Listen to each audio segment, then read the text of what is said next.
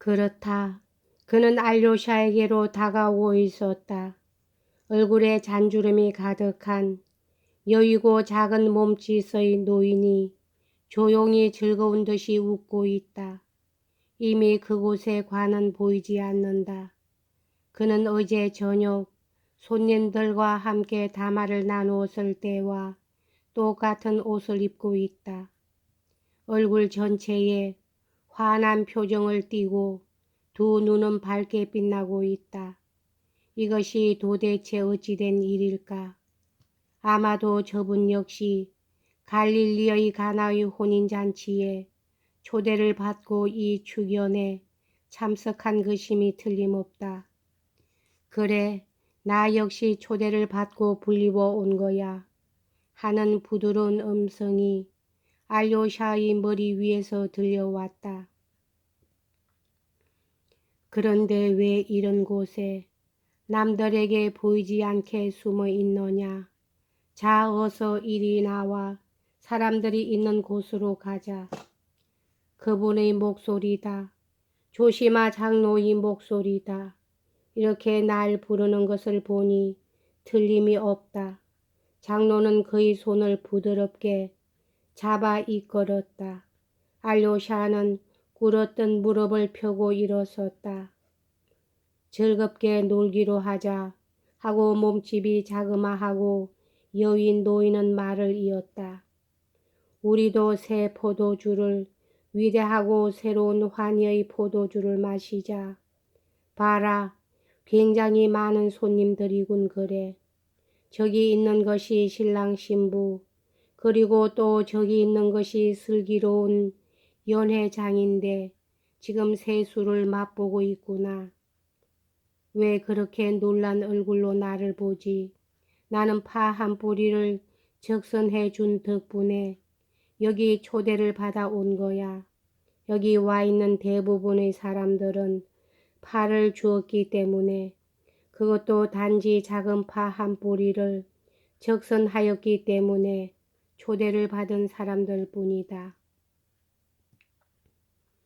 그런데 일은 잘 되어 가니 너도 조용하고 상냥한 나의 아들도 오늘 굶주린 어떤 여인에게 파 한 뿌리를 주었더구나. 어서 시작하거라. 내 아들아, 너희 일을 시작하거라. 그건 그렇고 너에겐 우리들의 태양이 보이느냐? 그분의 모습이 보이느냐? 두렵습니다. 감히 쳐다볼 수가 없습니다. 하고 알료샤는 속삭이듯 말했다. 두려워할 것은 없느니라. 우리들에겐 저분의 그 위대함이, 그 숭고함이 무섭게 보일는지 모르지만 저분은 한량없이 자비로우신 분이시다. 지금도 저분은 우리를 사랑하시는 마음에서 우리와 함께 즐기고 계시는 거란다. 그리고 손님들의 즐거움이 끊어지지 않도록 저렇게 물을 포도주로 변하게 하여 새 손님을 기다리고 계시지 않니? 저분은 영원히 쉬지 않고 새 손님을 축연으로 부르고 계시지. 저걸 봐라. 또 새 포도주를 날라오고 있구나. 저기 새 그릇을 가져오고 있는 것이 보이지. 알료샤는 마음속에 무엇인가 타오르는 것이 있어 가슴이 벅찰 지경으로 꽉 차올랐다. 마음속 깊은 곳에서 환희의 눈물이 솟구쳐 올랐다. 그는 두 손을 내밀고 뭐라고 외친 순간 잠을 깨었다. 다시금 관과 여러 젖혀진 창문이 보이고 조용하고 엄숙하고 또렷한 복음서의 낭독 소리가 들려왔다.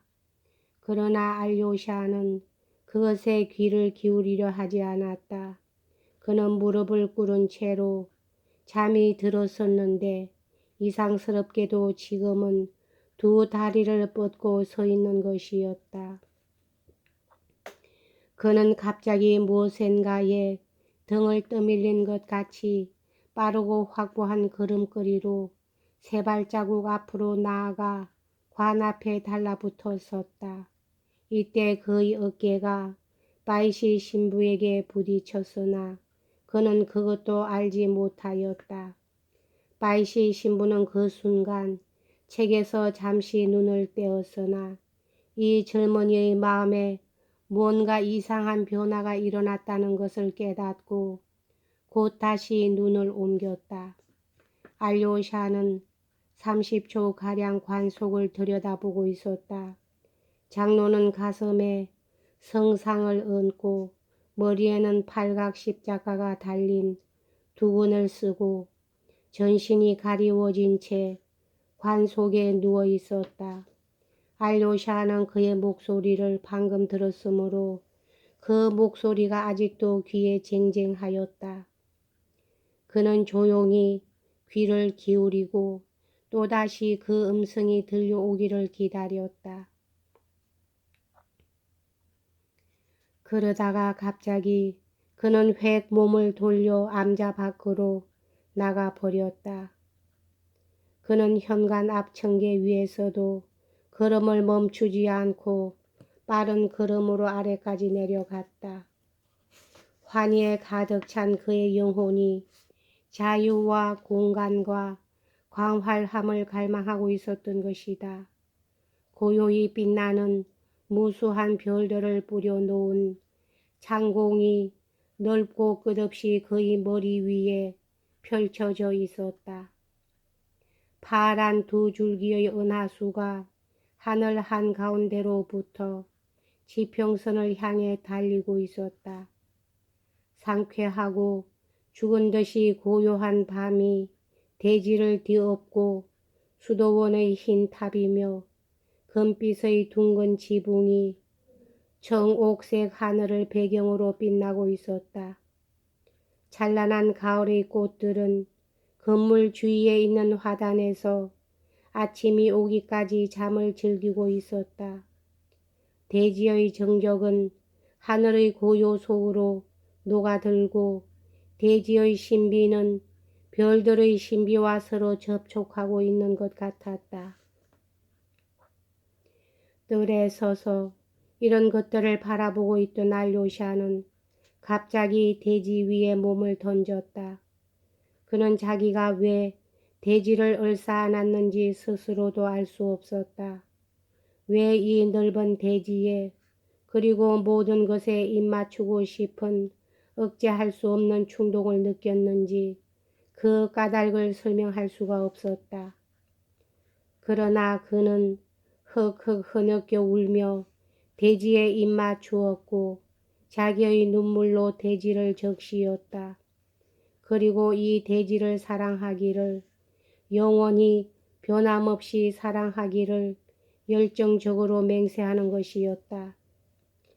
그대의 환희의 눈물로서 대지를 적시고 그 눈물을 사랑하라 라는 목소리가 그의 영혼 속에서 울려 나왔다. 대체 그는 무엇 때문에 울었던 것일까? 오, 그는 무한한 공간 속에서 자기를 향해 반짝이는 별들만 보아도 절로 환희의 눈물이 솟구쳐 오르는 것이었다. 그는 이와 같은 광적인 흥분 상태를 조금도 부끄러워하지 않았다. 그리고 마치 하느님의 끝없는 세계로부터 던져진 실들이 일제히 그의 영혼에 집중된 것처럼 그 영혼은 타계와의 접촉 속에서 떨고 있는 듯이 보였다. 그는 모든 일에 대하여 모든 사람을 용서하고 동시에 자기 자신도 용서받고 싶었다. 그것은 결코 자기 자신을 위해서가 아니라 모든 사물, 모든 사람을 위해서였다. 그리고 다른 사람들도 역시 나를 위해 기도해 줄 것이다 하는 소리가 다시 그의 마음속에서 울려 나왔다. 그러나 그는 시시각각으로 저 무한한 창공처럼 확고부동한 그 무엇이 그 그의 영혼 속으로 흘러들고 있는 것이 뚜렷하게 느껴지는 것만 같았다. 그것은 마치 어떤 관념이 그의 지성을 지배하려는 것과도 같았다. 그리고 그것은 일생 동안 아니 영원히 가시지 않는 것이었다. 그가 대지에 몸을 던졌을 때는 한낱 나약한 젊은이에 지나지 않았으나 땅에서 일어섰을 때는 한평생 흔들리지 않을 굳센 힘을 지닌 투사가 되어 있었다. 그는 환희를 느낀 바로 그 순간에 문득 그것을 직감하였고 그것을 자각한 것이다. 알료샤는 그 후 일생 동안 이 순간을 절대로 잊지 못했다. 그때 누군가가 내 영혼의 문을 열어준 것이다.